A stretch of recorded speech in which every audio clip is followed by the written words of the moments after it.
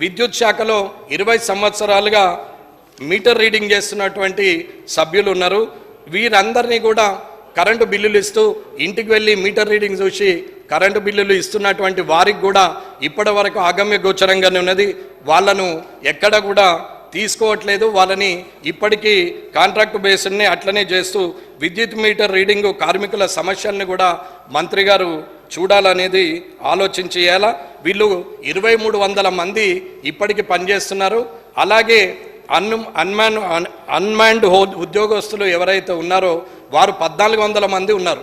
1600 మంది ఉన్న దగ్గర 200 మంది చనిపోయారు, కాళ్ళు చేతులు పోయాయి. ఇంకా 1400 మంది ఉన్నారు. వారిని కూడా గుర్తించాలనేది నేను కోరుకుంటున్నాను.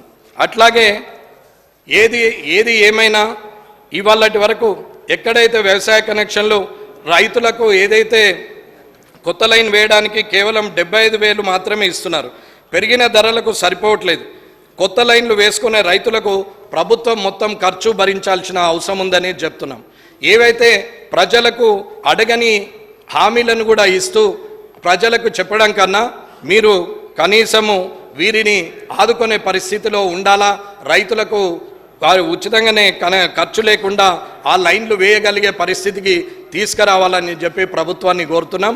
అలాగే ఏదున్నా ఏం చేసినా కేంద్ర ప్రభుత్వం ఉదయ్ స్కీమ్ కింద ఏదైతే స్మార్ట్ మీటర్లు అని చెప్పిందో ఆ స్మార్ట్ మీటర్లను ఈ ప్రభుత్వం మేము వాళ్ళిద్దరు ఒకటైపోయారు, మోటార్లకు కూడా మీటర్లు పెట్టాలని చెప్పారని వాళ్ళు మొత్తుకున్నారు. ఇప్పుడు ఉన్న వాళ్ళు వీళ్ళు మొత్తుకుంటున్నారు. అన్న ఏది అయినా కానీ రీఛార్జ్ అనేది ప్రతి ఫోన్లో ప్రతి దగ్గర ఇంటి దగ్గర ఉంటే వస్తున్నది. ముందు పేమెంట్ చేసిన తర్వాతనే డబ్బులు కట్టిన తర్వాతనే వస్తువు మన ఇంటికి వచ్చే పరిస్థితి వచ్చింది. ఇవాళ స్మార్ట్ మీటర్లు పెట్టడం వల్ల రీఛార్జ్ చేసుకొని ప్రజలకు అవసరం ఉన్న కాడికి వాడుకుంటారు, అవసరం లేనప్పుడు వాడుకోరు అనేది ఆలోచన.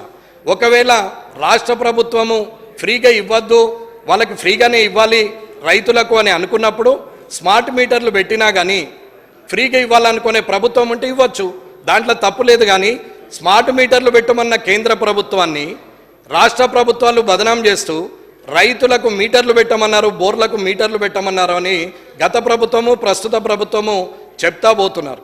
అది నిజం కాదు. స్మార్ట్ మీటర్లు పెట్టమన్నది ఉదయ్ స్కీమ్ కింద నిజమే. ప్రభుత్వం కానీ కేంద్ర ప్రభుత్వం కానీ ఒకవేళ ఉచితంగానే రైతులకు ఇవ్వాలని ఏ ప్రభుత్వాలు అయితే మాటిచ్చి మేనిఫెస్టోలో పెట్టుకొని ఉచిత కరెంట్ ఇస్తాం రైతులకని అన్నప్పుడు ఆ స్మార్ట్ మీటర్లు ఉన్నా కానీ ఆ స్మార్ట్ మీటర్ల మీద బిల్లు ఎంత అయితే అవుతుందో దాని బిల్లులు ఈ స్మార్ట్ రీఛార్జులు చేసుకుంటూ ప్రభుత్వం వెళ్లాల్సిన అవసరం ఉంది. ఉచితంగా ఇవ్వద్దని ఎవరు అనలేరు.